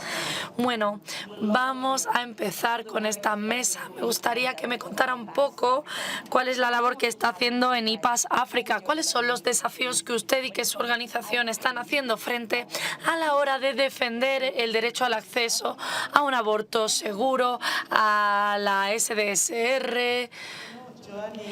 Joanne, este año 75 millones de mujeres, 35 millones de mujeres morirán como consecuencia de las complicaciones derivadas del embarazo. Este es el mismo año en el que celebramos 20 años del protocolo de Maputo, que nos dio un marco para promover la salud de los derechos sexuales y reproductivos de las mujeres en África. Este también es el año en el que celebramos 75 años de la fundación de IPAS. IPAS nació precisamente como consecuencia de los desafíos del acceso a estos servicios y a la salud sexual y reproductiva. Vemos que hay muchos desafíos, en su mayoría derivadas de la política. Vemos que hay una política que está exacerbando la situación. La política exterior de los Estados Unidos exacerba el aborto inseguro y limita el acceso a la salud y los derechos sexuales y reproductivos en las zonas menos favorecidas. ¿Por qué? Porque la enmienda a la Constitución dice que no se puede utilizar los recursos de ayuda al desarrollo de los Estados Unidos a cuestiones de planificación familiar. Esto está limitando el acceso, incluso en aquellos lugares donde el aborto es legal. Entonces, esa ley está mermando nuestra posibilidad de actuar. También tenemos la decisión del Tribunal Supremo de los Estados Unidos del año pasado. Todos la conocemos. Vimos que se dio la marcha atrás en una decisión que fue histórica y que trae consecuencias perversas sobre las mujeres. Vemos también que los movimientos antiderechos tienen grandes consecuencias. Estos movimientos son grupos de personas que se oponen a los derechos, al feminismo, que están arraigados en el patriarcado y que limitan y merman nuestras interacciones y nuestro trabajo con el terreno. Y yo quiero decir que cuando hablamos de salud y derechos sexuales y reproductivos, no solamente hablamos de aborto y anticonceptivos, ambos están relacionados. El gobierno de Uganda aprobó una ley anti-LGTBIQ+ hace unas pocas semanas. Estos son desafíos muy grandes. Ejemplos como este los vemos en otros países. Por último, tenemos que ser especialmente cautos. ¿Por qué? Porque estos desafíos parecen que emanan de los políticos, que con frecuencia esos desafíos emanan no de los políticos, sino de nuestras comunidades. En los espacios de Women Deliver, nosotros, los activistas, podemos compartir estrategias, intercambiar conocimientos. Si vemos que Women Deliver se está viendo infiltrada por personas que proclaman movimientos antiderechos, vemos que esto es una mala señal. Muchísimas gracias. Veo que tenemos numerosos desafíos, pero también soluciones posibles. Me gustaría oír esta perspectiva, pero desde América Latina. Doctora González Vélez, ¿cómo promueven desde Causa Justa los derechos humanos y los derechos de las mujeres en su país? Muchísimas gracias. Creo que empezaré diciendo que este movimiento, Causa Justa, empezó en febrero de 2020, justo antes de la pandemia, pero tras años de trabajo a nivel interno y más de 25 años, desde que la Mesa por la Vida y la Salud de las Mujeres, un grupo feminista del que nació Causa Justa, surgió la idea de que el país estuviera implicada en las conversaciones sobre el aborto para regular social y legal y jurídicamente el aborto. Todo eso en 523 días el Tribunal Constitucional decidió despenalizar el aborto hasta la semana 24 de gestación.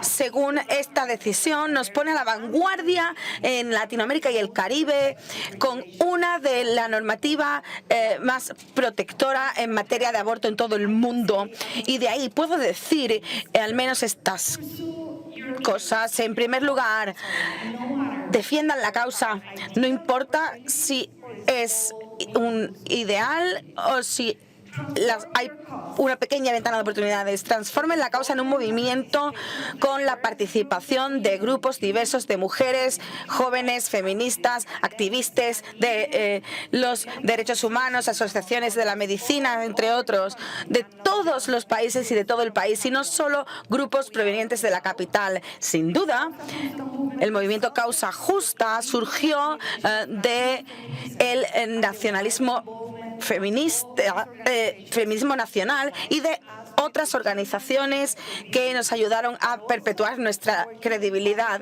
y legitimidad. Pero también trabajamos con periodistas y personas del mundo político, hablando públicamente sobre las conversaciones en nuestros propios términos y con nuestros propios argumentos. Y por último, diseñar una estrategia integral, además de todos estos argumentos y de las acciones jurídicas, de tal forma que se incluya el trabajo educativo, la movilización social, sobre tres pilares: comunicación política, con los medios de comunicación, con los medios digitales, entre otros. Y por último, mantengan su objetivo final hasta el último momento. Hay que Well said. generar un movimiento amplio e integrado. Muchas gracias. No, da igual y no importa que esté sucediendo, tenemos que defender nuestro objetivo. Esto me lleva al contexto estadounidense. Es una pregunta para la señora Northup, directora ejecutiva del Centro de Derechos Reproductivos en Estados Unidos, en cuanto al derecho al aborto. ¿Cómo las medidas que se toman en Estados Unidos afectan al resto del mundo en cuanto a legalización y en cuanto a salud y derechos sexuales y reproductivos? Por supuesto, cuando está el caso Dobbs en el Tribunal Supremo de Estados Unidos y también tenemos el caso Roe versus Wade, hay una gran preocupación del impacto que estas resoluciones podrían tener en todo el mundo. Creo que es importante tener en cuenta que hay una preocupación y la preocupación es que ha habido una regresión durante los últimos años.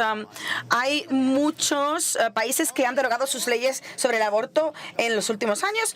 Algunos se han quedado atrás. Polonia, por ejemplo, Estados Unidos, entre otros. Así que nos preocupa el impacto. Tenemos el movimiento antiderechos que va a aprovechar todas las oportunidades disponibles para aventajarse. Lo hemos visto en Kenia, lo hemos visto en Nigeria, pero también hemos visto a gobiernos mantener su postura y condenar la decisión del Tribunal Supremo estadounidense.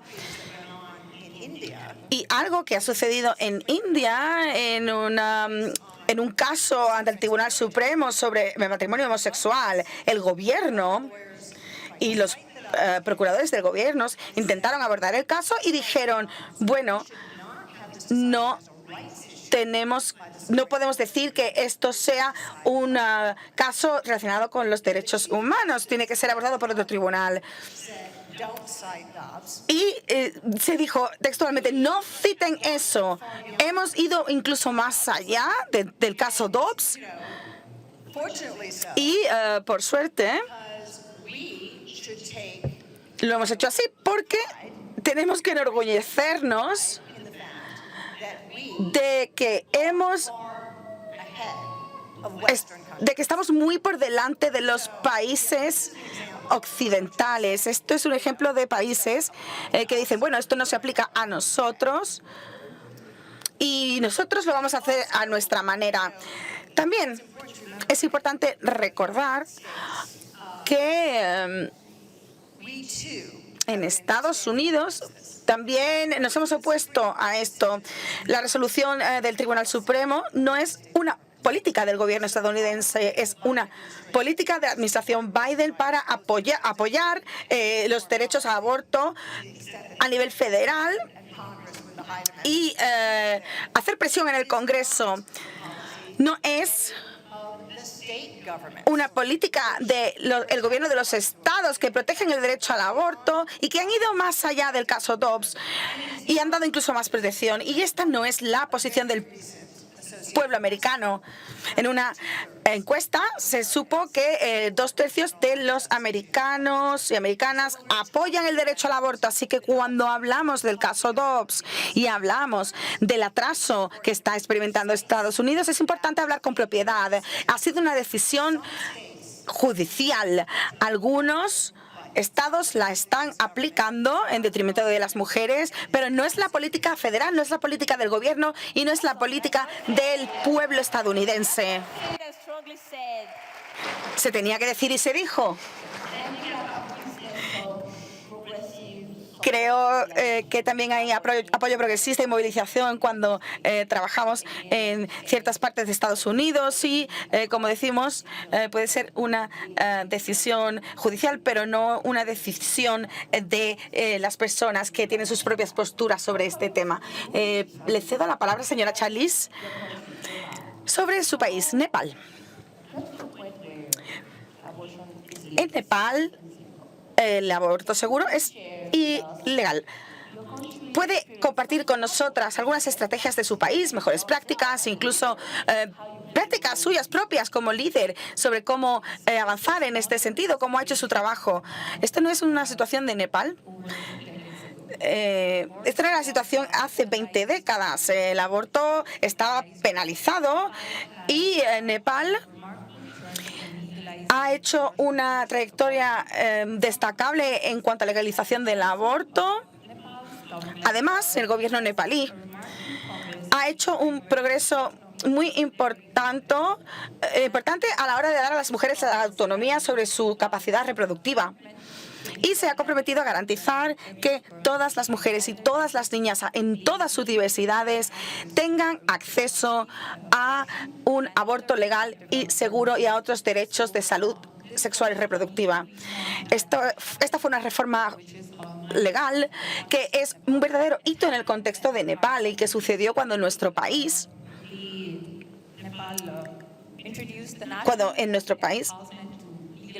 se legalizó el aborto condicional, en 2012. Pero estas reformas jurídicas de por sí no pueden soportar todos los cambios que se han producido en el contexto de Nepal.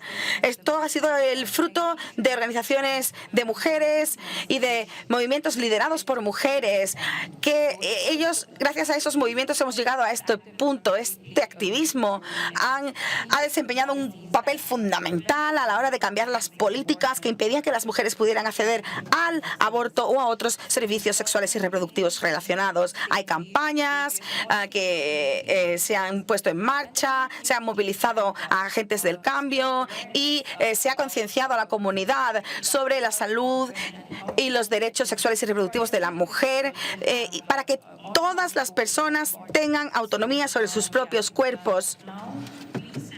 Ahora estamos en un momento en el que la Constitución de Nepal reconoce y respeta y aborda explícitamente la salud sexual y reproductiva de todas las mujeres en todas sus diversidades. Y esto está integrado en la Constitución. Y también tenemos disposiciones para promover y fomentar la igualdad de género. Para apoyar todo esto, en Nepal hemos adoptado un enfoque más amplio sobre los servicios de salud sexual y reproductiva en el sistema sanitario, y esto ha beneficiado a las mujeres que buscan acceso a un aborto seguro o servicios de salud sexual y reproductiva. Pueden asistir a los centros designados donde profesionales formados y formadas del país les atenderán. Estas prácticas están ahí para apoyar a aquellas personas que desean abortar. Estas iniciativas y estos programas están ahí para ello, y también pretenden reducir la maternidad materna, el acceso o el uso de un aborto no seguro. Y recordemos que anteriormente las mujeres no tenían acceso ni al aborto ni a los derechos sexuales y reproductivos.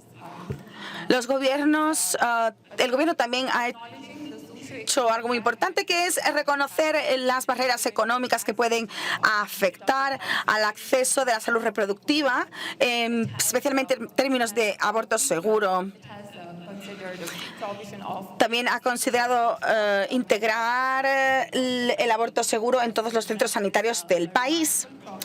Supone un avance muy reseñable, y Nepal se ha comprometido como gobierno a reformar todo esto y abordar la salud sexual y reproductiva de las mujeres. A pesar del progreso, aún queda muchísimo trabajo por hacer, especialmente en lo relacionado con las mujeres jóvenes que no tienen acceso a estos servicios, porque hay estigma social, hay tabúes en la sociedad que suponen una gran barrera para que las mujeres jóvenes accedan a estos servicios, también a aquellas con géneros diversos o diversidad de género, entre otros colectivos.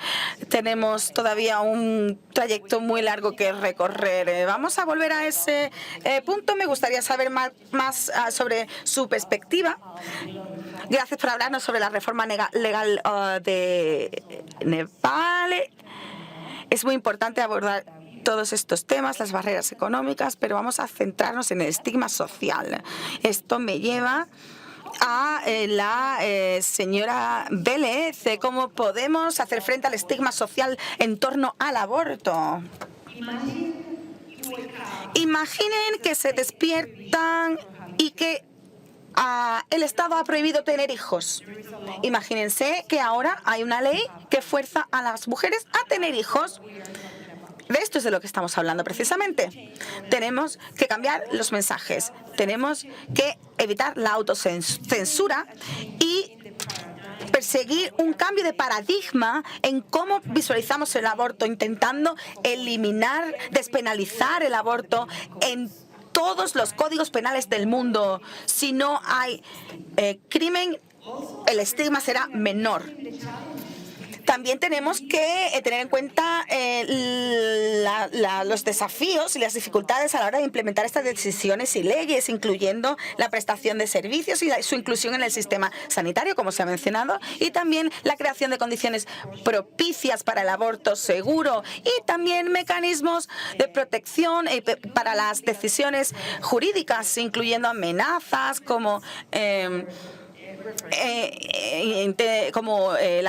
las sanciones económicas, entre otras, y también la protección de los defensores en este campo, en este ámbito, y reforzar la protección política de estos progresos que tienen que ser protegidos por parte de la esfera política. Las personas de la política no comprenden que la sociedad ha cambiado. Hay encuestas recientes que se han realizado en Colombia y que muestran un cambio dramático en la opinión pública desde 2022. El 92%, y lo repito, el 92% de la población cree que los embarazos no deben ser forzados y que las decisiones de las mujeres prevalecen sin que pueda interferir o deba interferir ni el Estado ni la Iglesia. Y por último, hablamos de la despenalización social. La historia está ahí y la conquista de los derechos de las mujeres en el último siglo ha tenido sus altibajos, por supuesto. Y por esto, la resistencia del patriarcado dominante se ha vuelto muy feroz y dominante. Esta es la batalla cultural de nuestro siglo y es por ello que tenemos que continuar apoyando a los movimientos y todo lo que han conseguido, como por ejemplo el movimiento de causa justa en los últimos años, una red política para mantener conversaciones basadas en ideas, en argumentos, con manifestaciones para la construcción de diálogos en regiones con diversos grupos y comunidades y personas diversas. Se basa en la transparencia de ideas y, honestamente, genera confianza, una confianza que permite que los diálogos sean abiertos y que el cambio se materialice. Por tanto, no debemos mantenernos en silencio. Esta será nuestra mayor defensa, nuestra arma más poderosa. Y sépanlo bien, es la palabra para recuperar nuestra dignidad y recuperar los espacios que les pertenecen a las mujeres. Y cambiar la mentalidad y los corazones de las personas, de cada vez más personas que serán los protectores y los adalides de nuestra libertad. No debemos permanecer silenciadas, muy bien dicho. Tenemos que tener voz y esa será nuestra mejor defensa. En cuanto a lo que ha dicho el ministro Sayán, tenemos que defender el movimiento y tenemos que garantizar el éxito.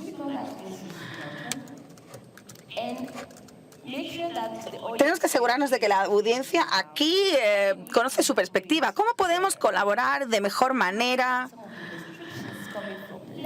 ¿Y cómo podemos hacer frente a las restricciones que vienen de izquierda a derecha, arriba a abajo? ¿Cómo hacer frente a todo esto? Creo que la necesidad de colaboración transfronteriza es un hecho. Está ahí en mi organización, en el Centro de Derechos Reproductivos. Los activistas de Estados Unidos están aprendiendo de sus propios compañeros y de las entidades socias allí. Antes eso era un poco impensable, por eso es importante. También es importante pensar en las diferentes vías que tenemos para proteger los derechos con la ley. En Estados Unidos, cuando se nos cierra la puerta según la Constitución estadounidense, no nos lo tomamos como una respuesta firme y definitiva. Los activistas en Estados Unidos están trabajando para analizar la legislación federal, estatal, las resoluciones judiciales, y eso es muy, muy importante. El año pasado en Michigan, Michigan es uno de los estados donde las personas o el pueblo se tomó la justicia por su mano para cambiar su propia constitución. Y llamaron a puertas, captaron fondos, hablaron con personas, no se quedaron callados. Y en la noche electoral, con todos estos voluntarios, y cuando se votaron las enmiendas, la mayoría a favor fue grandiosa, y la mayor parte de las personas clamaban por la libertad reproductiva y que fuera integrada en la Constitución. Quieren tener ese derecho integrado en su Constitución, y es el poder colectivo que podemos tener y transfronterizo que nos hace más fuertes. Por tanto, quiero decirle a todas las personas que están aquí o que están en otro lado, o sea quien sea, cuando una puerta se cierra, una ventana se abre. Encuentra esa ventana. Hay muchos modos de proteger los derechos y nunca, nunca, nunca tenemos que rendirnos. Por supuesto, si hay una puerta que se cierra, se abrirá una ventana. Y esto es todo por la libertad reproductiva y por las mujeres, las niñas y la salud reproductiva de todas las personas del mundo. Tenemos que cambiar el lenguaje, de eso también hemos hablado, pero también tenemos que implicarnos en la formulación de leyes. Hay parlamentarios de diferentes países que abordan estas cuestiones en sus respectivas jurisdicciones. Vamos a hablar ahora de cómo podemos avanzar, qué iniciativas de éxito están en marcha o se pueden aplicar para mejorar el acceso a un aborto seguro. Por ejemplo, ha habido un gran progreso en los debates sobre el aborto en otros países. También se están haciendo avances, y en otros hay retrocesos. ¿Qué es lo que está funcionando y qué podría funcionar mejor? No está todo perdido. Lo hemos dicho, hay varios países que desde 1994 están avanzando en cuanto a derechos al aborto. Benín es el caso más reciente, tiene una de las leyes más liberales del continente en términos de aborto. Otro ejemplo es la República Democrática del Congo. Ha pasado a legalizar y hacer que sea accesible el aborto y los métodos anticonceptivos. Ha integrado nacionalmente el protocolo de Maputo. Tenemos que hacer un esfuerzo colectivo más allá o entre bambalinas del protocolo de Maputo para hacer campañas pro derechos al aborto, teniendo en cuenta el contexto africano, y dar una respuesta proporcionada a esa problemática. También nos vimos muy inspiradas por lo que sucede en Latinoamérica, porque nos muestra cómo los movimientos sociales cohesivos funcionan. Y volviendo al poder colectivo, esto es algo que tenemos que conseguir, unirnos como un movimiento que eventualmente será ascendente y que materializará los cambios que buscamos en términos de aborto. Yo he estado tenemos que popularizar también las tecnologías para un aborto más seguro y tenemos que ampliarlas y expandirlas. Gracias por compartir esta historia de éxito. Me enorgullece mucho porque aunque he estado allí, aunque Estados Unidos me intenta adoptar y veo que hay países que pueden aprender entre sí y tenemos que celebrarlo. Todas las personas que están en esta sala, asegurando que el acceso sea universal para todas las personas. Un fuerte aplauso para todos, todas y todes. Como ha dicho, tenemos que reconocer nuestros logros.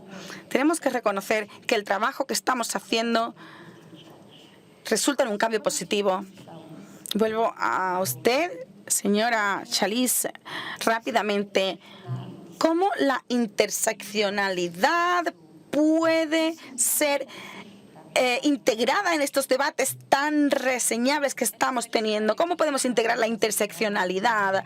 Como hemos dicho, la interseccionalidad es crucial para reconocer los privilegios y la discriminación que ha estado dándose en el mundo y que tenemos que tratar las cuestiones en la intersección de género, raza y entre otros. Es muy importante que trabajemos de forma colectiva, todos y todas juntos. El esfuerzo de colaboración es muy importante para asegurarnos de que se adopta un enfoque interseccional y que lo aplicamos a todo lo que hacemos, programas, planes, todo lo que llevamos adelante. En todo lo que hacemos tenemos que asegurarnos de que hay un enfoque interseccional. Si comenzamos por centrar las experiencias, las voces de aquellas personas que no han sido escuchadas ni atendidas, y estaremos integrando las comunidades marginalizadas, las minorías que se han visto oprimidas desde tiempos inmemoriales.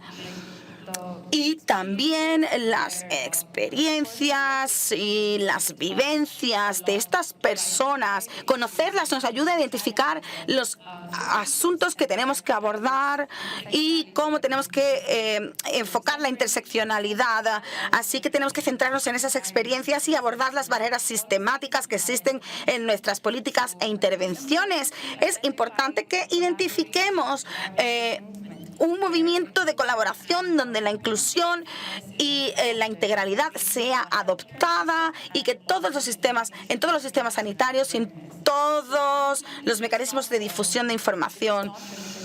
Esto no está limitado a ninguna frontera.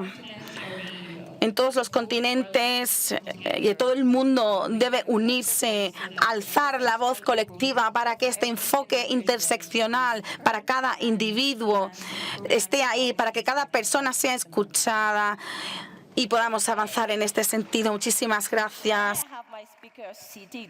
Aunque tengo a mis ponentes aquí, quiero recordarles algo. La salud sexual y reproductiva y los derechos asociados son derechos humanos. Sí lo son. Las niñas, las adolescentes, las mujeres, los hombres, los derechos de estos grupos demográficos son derechos humanos. Los derechos de las personas con diversidad de género son derechos humanos también. Los derechos sexuales y reproductivos son derechos humanos. Los derechos de las niñas, los niños, las mujeres, los hombres son derechos humanos. Los derechos de las personas diversas en cuanto a género son derechos humanos. Quiero dar las gracias a todas las personas que han participado en esta mesa redonda, porque hemos mantenido una conversación abierta, sincera y honesta sobre el derecho al aborto. Hemos hablado de las dificultades, de los problemas relacionados con la promoción y cómo progresar y mejorar el acceso a unos servicios de abortos seguros. Hemos hablado sobre el estigma, hemos hablado sobre la movilización social, la participación comunitaria. Hemos hablado sobre partes interesadas y su participación. El mensaje es claro. El acceso a un aborto legal y seguro es esencial.